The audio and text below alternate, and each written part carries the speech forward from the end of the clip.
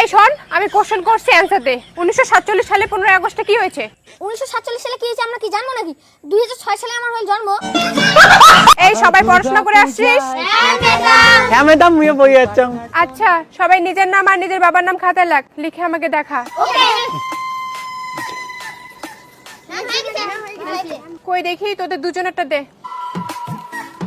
এই তোরা দুজন নিজের ভাই না? হ্যাঁ ম্যাডাম, আমরা নিজের ভাই। তাহলে দুজনের বাবার নাম আলাদা আলাদা লিখছিস কেন? আলাদা আলাদা না লিখলে আপনি তো নিজেই ভাবতেন যে আমরা দুজন দেখে দেখে লিখছি। তাই বলে তোদের বাবার নামটা চেঞ্জ করে দিলি? হ্যাঁ, কারণ আমি নকল না করো। চুপ মূর্খ! তো বাপ মূর্খ। মারবো ধরে। তা চুলের মুঠি ধরে দাঁড়া দাঁড়া দাঁড়া দাঁড়া। ছাড়। ফাটাও ফাটাও। তোদের দুইটাকে এবার পরীক্ষায় ফেল করে দেব। যা ওখানে বস গিয়ে। আবার দুর্গা। ওই ম্যাডাম এটা সত্যি সত্যি ফেল করে দিবে রে? হ্যাঁ দিবে, তোদেরকে ফেল করে। হ্যাঁ তোদেরকে ফেল করে দেব, কিন্তু শোন, যদি ভালো করে বই পড়িস তাহলে ভালো নাম্বার দেব। আমি নিজের হাতেই তোদেরকে ভালো নাম্বার দেব। কি? ভালো করে বই পড়লে আমি নিজের হাতে তোদেরকে ভালো নাম্বার দেব। ম্যাডাম আমাকে মাফ করবেন, আমি আপনার নাম্বার নিতে পারবো না। আমি আপনার নাম্বার নিয়ে কি করব? আমি তো মিষ্টুকে ভালোবাসি। তাই না শোনা, আমি তো তোমায় ভালোবাসি। ম্যাডাম কেমন ফালতু আমাকে নাম্বার দিতে চায়। তুমি বলো ম্যাডামের সাথে আমার মানায়? ম্যাডামের বয়স কত আর আমার বয়স কত? ম্যাডাম কেমন এইটুকু বাচ্চার সাথে প্রেম করতেছে? এই আমি আবার কখন এসব বললাম? আপনি তো একটু আগে আমার বন্ধুকে নাম্বার দিতে চান। এই চুপ! আমি আমার নাম্বারের কথা বলি নাই, পরীক্ষার খাতায় নাম্বার দিব সেটা বলছি আমি। Sorry sorry sorry sorry. আচ্ছা শোন, তাহলে তোদেরকে একটা কথা বলি। বলো ম্যাডাম। তোদের কিন্তু দুদিন পরে ইংলিশ মিডিয়াম স্কুলে ভর্তি হতে হবে। হইলে কি করে?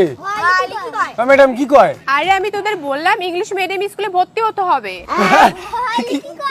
এই হাসিস কেন? English medium মারাইছে।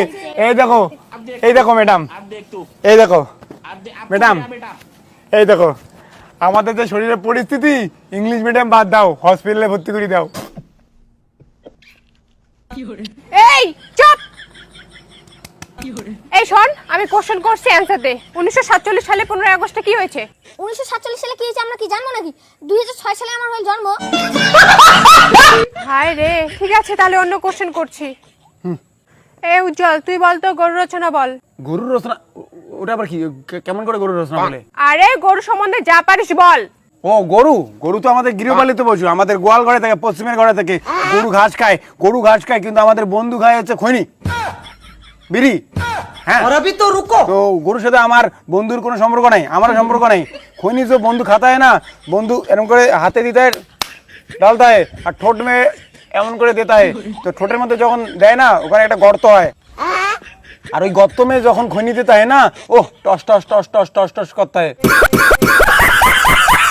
বন্ধুরা যে খৈনি খায়, ওটার সাথে কিন্তু গরুর কোনো সম্পর্ক নেই। গরুর সম্বন্ধে আমার এইটুকুই জানা।